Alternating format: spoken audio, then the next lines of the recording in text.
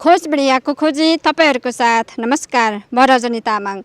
दर्शकवृन्द, विभिन्न क्षेत्रसँग सम्बन्धित व्यक्ति, व्यक्तित्व, स्रष्टा, सर्जकहरू खोजी गर्ने क्रममा आजको हाम्रो पाहुना हुनुहुन्छ नेपाल भारत मानव विकास एवं मैत्री सङ्घको अध्यक्ष सूर्य भुषालज्यू। आउनुहोस् उहाँलाई स्वागत गरौँ। तपाईं हाम्रो सोच र नयाँ खोज।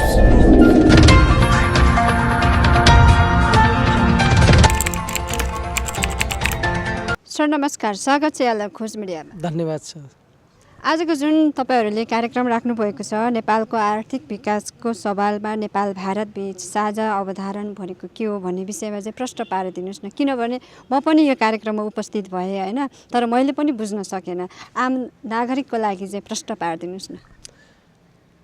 यहाँले अघि भर्खरको पत्रकार सम्मेलन जुन हामीले पोखरामा आज सम्पन्न गऱ्यौँ र त्यहाँ मैले वास्तवमा यो नेपालको आर्थिक विकासको सवालमा साझा अवधारणा विषयक कार्यक्रम के हो, यसका उद्देश्यहरू के हुन्, यो किन आवश्यकता पर्यो र हामीले यसलाई अहिले नेपालको 77 डिस्ट्रिक्टमा एउटा अवेरनेसको रूपमा किन अगाडि बढाउन लाग्यौँ भन्ने विषयमा मैले त्यहाँ कुराहरू त राखेँ, व्यक्त गरेँ। केही साथीहरूका, पत्रकार साथीहरूका जिज्ञासाहरू पनि मैले सुने र मैले अहिले यति बेला तपाईँको मिडिया मार्फत, तपाईँको युट्युब च्यानल मार्फत म के भन्न चाहन्छु भने हामीले विगतमा नेपालले भारतलाई पनि भारतको राजनीतिक प्रणाली परिवर्तनको निम्ति होस् वा भारतको भूभागको सुरक्षाको निम्ति होस् नेपालले पनि सहयोग गर्दै आइरहेको छ र त्यसै गरी भारतले पनि नेपालको प्रजातन्त्र जुन 2007 सालमा राजा त्रिभुवनले राणा हटाउने क्रममा भारतसँग लिइएको सदाशयता होस् या 46-47 सालमा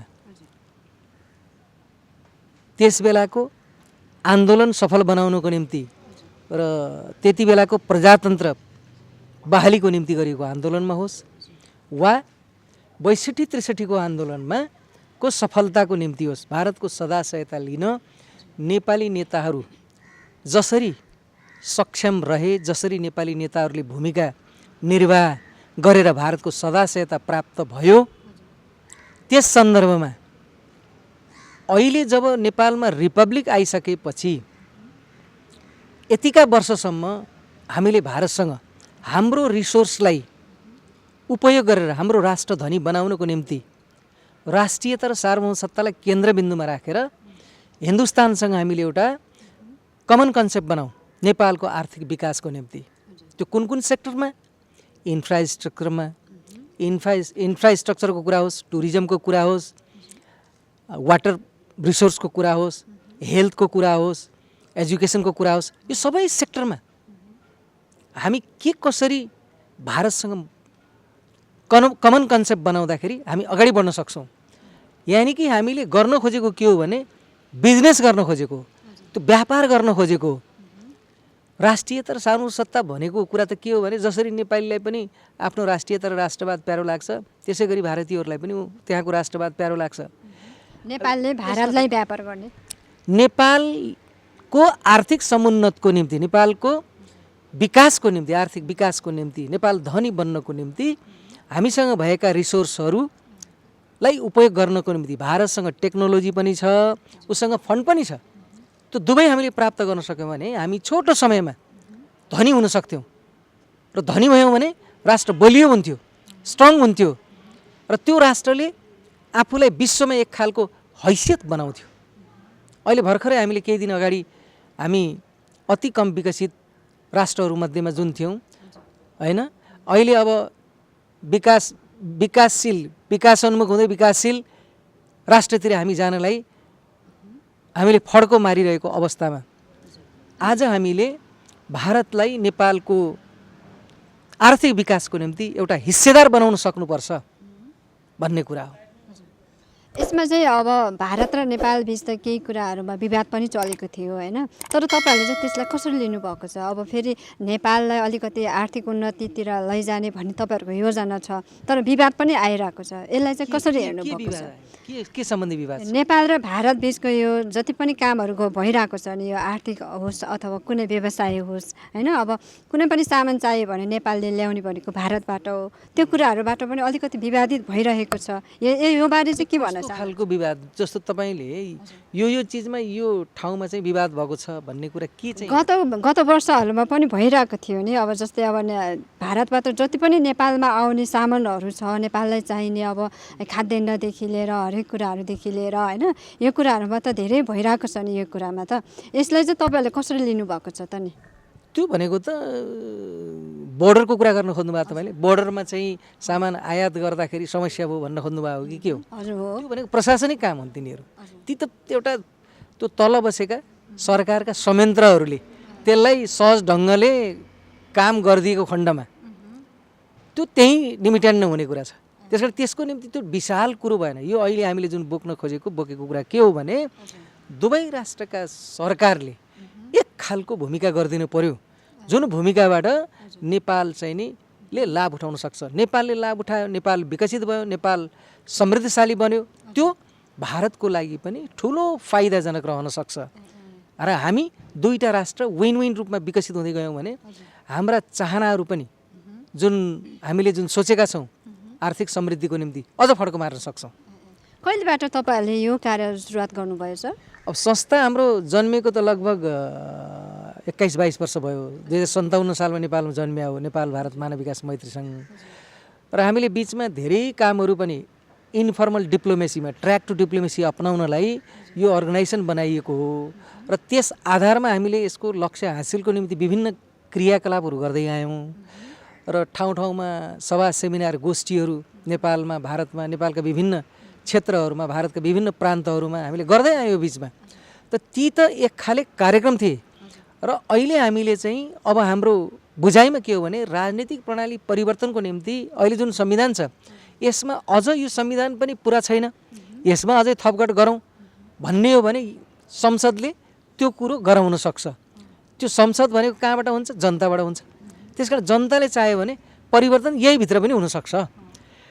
अब हामीले मात्र के गर्ने हो भने खालि एकसूत्री कार्यक्रम 10 वर्षीय प्लान बनाएर नेपाल धनी बनाउनको निम्ति, नेपाल विकसित बनाउनको निम्ति भारतसँग चाहिँ एउटा त्यस खालको समझदारी, एउटा कमन कन्सेप्ट बनाऊ भन्ने दिशामा केही समयदेखि हामी अलि फास्ट रूपमा र अलि चाहिँ के भने चुस्त र दुरुस्त रूपमा चाहिँ अगाडि बढ्या हो। यो विषयलाई चाहिँ तपाईँहरूले 15-20 वर्ष अगाडिदेखि नै गर्दै आउनुभएको रहेछ। तर यो बिचमा चाहिँ कति धेरै प्रगति र उन्नति गर्नुभयो नेपालमा चाहिँ यो आर्थिकको विषयमा? हेर्नुहोस्, अहिलेसम्म अब हामीले कुरा गर्दाखेरि जुन भारतको हामीले अब विभिन्न डेभलपमेन्टका सेक्टरहरूमा हामीले सहयोग पाएका पनि छौँ होइन। नेपालले पनि आफूले सक्दो सहयोग भारतलाई गरेकै हुन्छ। तर के हो भने यो जुन कमन कन्सेप्ट के विषयमा किन चाहियो भन्ने बारेमा के भयो भने एउटा उदाहरण तपाईँलाई म दिन चाहन्छु। जस्तो हामीले लगभग 35 वर्ष अगाडि अरुण तेस्रो योजना जुन बिजुली परियोजना थियो, जुन जहाँबाट बिजुली उत्पादन हुन हुन्थ्यो, त्यो 35 वर्ष अगाडि हामीले बन्न दिएनौँ। तर त्यही 35 वर्षपछि आएर हामीले त्यो बिजुली भारतको हिमाचल प्रदेशको सरकारलाई दियौँ र उसले अहिले त्यहाँ बनाइरहेको छ भने यस्ता थुप्रै चिजहरू छन्। त्यो त के भयो भन्दा त पानी त हाम्रो 35 वर्षसम्म त खेर गयो नि। यस्तै धेरै चिजहरू छन् जुन चिजलाई हामीले सदुपयोग गर्न सक्छौँ। अब बिजुलीमा पानीको कुरा, यो कुरा गर्दाखेरि बिजुली उत्पादन जेनेरेट गर्ने कुराहरू गर्दाखेरि भरसक नेपालमै त्यसलाई राम्रो ढङ्गले सदुपयोग गर्न पर्यो। जतिसुकै सदुपयोग गर्दा पनि त्यो हामीसँग बिजुली सरप्लसै हुन्छ, त्यो बिक्री गर्नै पर्छ, नगरी हुँदैन। त्यसकारण त्यो चिजलाई बिक्री गर्न कम्फर्टेबल रूपमा मूल्य पारेर भारतलाई बिक्री समयमा गरियो भने त त्यसै आर्थिक उन्नतिमा हामी पुग्न सक्छौँ नि त, समृद्धशाली नेपाल बन्न सक्छ नि त। यो भनेर मैले यो भन्न खोजिरहेको छैन कि यसको योजना त बिजुली बेच्ने मात्र रहेछ, यो कुरो कहिले पनि लिनु हुँदैन। हामीले हाम्रो राष्ट्र दह्रो बनाउनको निम्ति यस्ता सेक्टरहरू चोइस गरौँ, चुज गरौँ। इन्फ्रास्ट्रक्चरको कुरा, टुरिज्मको कुरा, हेल्थको कुरा, एजुकेसनको कुरा, वाटर रिसोर्सको कुरा, एग्रिकल्चरको कुरा, सबै कुरामा भारतलाई चाहिँ हिस्सेदार बनाउन सकिन्छ कि विकासको सवालमा। भनेको भारतले अहिले त्यो रूपमा प्रगति गरिरहेछ जुन प्रगति उसको विकासको लयलाई भन्छ नि, भाका छोप्ने के, दोहोरीको भाका छोप्ने भने जस्तै त्यसको विकासको लयलाई हामीले छोप्न सक्न पर्यो र हामी विकसित बन्नु पर्यो। अबको दिनमा चाहिँ नेपाल र भारत बिचको यो आर्थिक उन्नतिबारे तपाईँहरूले कस्तो योजनाहरू बनाउनु भएको छ? योजना भन्दा पनि हामीले एउटा सामूहिक कुरालाई लिएर पब्लिकमा गइरहेका छौँ। सामूहिक कुरामा यसरी जाउँ है भन्ने बारेमा हामीले ठाउँ ठाउँमा पत्रकारहरूको माझमा, विभिन्न बुद्धिजीवीहरू, उद्योगपतिहरू, थिङ्क ट्याङ्कहरू, सोसाइटीका त्यस्ता व्यक्तित्व पर्सनालिटिजहरूसँग छलफल गर्दै, भलाकुसारी गर्दै, शान्त पैरवी गर्दै, बहस गर्दै हामी अहिले हिँडिरहेका छौँ। र यसपछि हामीले के गर्न खोजेका छौँ भने यसको एउटा कन्क्लुजन चार्टर नै बनाएर हामी प्रस्तुत हुनको लागि इट टेक्स टाइम, हामीलाई समय लाग्छ। हाम्रो त्यस खालको टिम पनि त्यस बेलासम्म तयार भइसकेको हुन्छ जसले हामीले यो बनाएको चिजलाई हामी नेपालका विभिन्न दलका प्रमुखहरूलाई पनि भेट्छौँ र नेपालको सरकारलाई पनि भेट्छौँ, भन्छौँ, हामीले बुझाउँछौँ, सुझाव र सल्लाह दिन्छौँ। अब त्यहाँबाट पनि यो लक्ष्य हासिल हुन सकेन भनेदेखि फेरि दबाब पनि पुर्याउनु पर्यो। त्यसको निम्ति तपाईँहरूको पनि साथ चाहियो भन्न खोज्यो। त्यसैले गर्दा आज तपाईँले प्रेस मिट पनि गर्नुभएको थियो। आजको प्रेस मिटको कार्यक्रममा चाहिँ तपाईँलाई कस्तो महसुस भएको थियो? धेरै नै राम्रो। मलाई वास्तवमा पोखराका पत्रकार साथीहरूको जुन जिज्ञासा मैले सुने कि उहाँहरूको विचार जुन उहाँहरूले सोचेको, उहाँहरू पनि वास्तवमा यो चाहिँ आर्थिक विकासको निम्ति केही भूमिका गर्न सक्न पाए त रियल राम्रो कुरा हो। तर यसमा काहीँ कतै चाहिँ नि यो जुन विषयलाई बोकेर हिँड्दाखेरि काहीँ केही अझ दरिलो र अझ दुरुस्त रूपमा चाहिँ उहाँले अझ बोकेर हिँडिदिएको भए अझ बेटर हुन्थ्यो भन्ने कुरा नि सुने, खुसी लाग्यो। हाम्रा आम दर्शकहरूलाई चाहिँ जाँदा जाँदै के भन्नुहुन्छ तपाईँ अन्त्यमा? अब यो खोज मिडिया, म आज यहाँ पोखरामा सन्दर्भ पनि जुर्यो कि भर्खरै प्रेस मिट सकियो र मैले तपाईँहरूसँग यहाँ कुरा गर्न पनि पाएँ। र यो खोज मिडियाले पनि हाम्रो यो अभियानलाई यहाँहरूको चाहिँ जुन दर्शकहरूमा चाहिँ नि पुर्याइदिएर यो हाम्रो अभियानलाई उहाँहरूले पनि आफ्नो ठाउँहरूबाट चाहिँ हामीलाई सुझाव सल्लाह दिनुहोला भन्ने अपेक्षा राख्दछु। हजुर, अहिलेलाई छुट्याउँ है त। धन्यवाद तपाईँलाई पनि धन्यवाद।